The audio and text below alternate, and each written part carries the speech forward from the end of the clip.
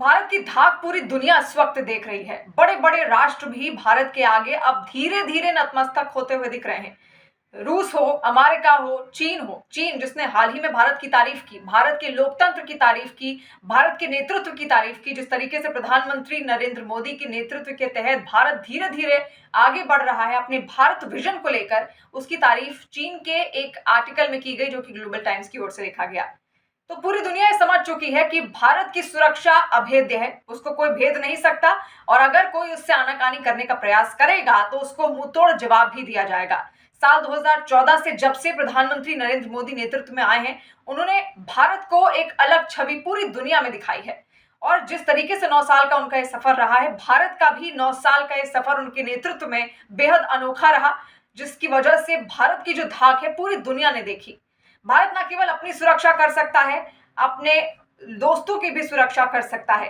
Liberia से हाल ही में आपने खबर सुनी होगी कि लाइबेरिया के झंडे के साथ एक जो जहाज था, जो थोक वाहक जहाज था, वो लाल सागर पार करते हुए धीरे धीरे आगे बढ़ रहा था। लेकिन कल ही एक खबर सामने आती है कि उस जहाज ने यूकेएमटीओ को उसके पोर्टल पर एक संदेश भेजा, जो कि 4 जनवरी की शाम को उसने ये भेजा था। और उसने ये कहा था, उस संदेश के जरिए इशारा करने का प्रयास किया था कि 6 अज्ञात सशस्त्र कर्मी उसके अंदर आ गए हैं, जो बदमाश थे 6 उसके अंदर आ गए हैं। हालांकि वो लूटपाट की साजिश के तहत ही वहां पर पहुंचे हुए थे, क्योंकि लाल सागर का जो इलाका है, इस तरीके की घटनाएं वहां पर बहुत सारी देखी जाती हैं, और इसी वजह से वहां पर तमाम जो देश है वो चौकन्ने रहते हैं, उनकी जो नौसेना है वो चौकन्नी रहती है। तो जैसे ही जहाज ने यूकेएमटीओ के पोर्टल पर ये संदेश भेजा, तुरंत भारतीय नौसेना एक्शन में आ गई, और भारतीय नौसेना ने अपना आईएनएस जो चेन्नई था उसको तुरंत उस रूट पर डाइवर्ट कर दिया, और आईएनएस चेन्नई वहां पर पहुंचता है क्योंकि भारतीय नौसेना प्रतिबद्ध है मित्र विदेशी देशों के साथ क्षेत्र में व्यापारिक शिपिंग को लेकर, उसकी सुरक्षा को लेकर वो प्रतिबद्ध है, और इसी वजह से उसने आईएनएस चेन्नई को वहां पर डाइवर्ट कर दिया।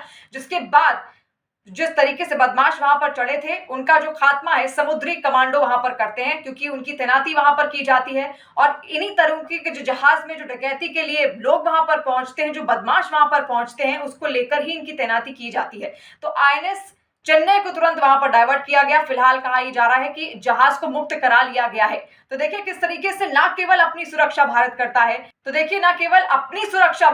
है, लेकिन मित्र देशों के प्रति भी उसकी प्रतिबद्धता, उनकी सुरक्षा को लेकर प्रतिबद्धता, उनके मालवाहक सामान या फिर व्यापार को लेकर भी उसकी प्रतिबद्धता यहाँ पर साफ झलकती है। और ये नेतृत्व है प्रधानमंत्री नरेंद्र मोदी का।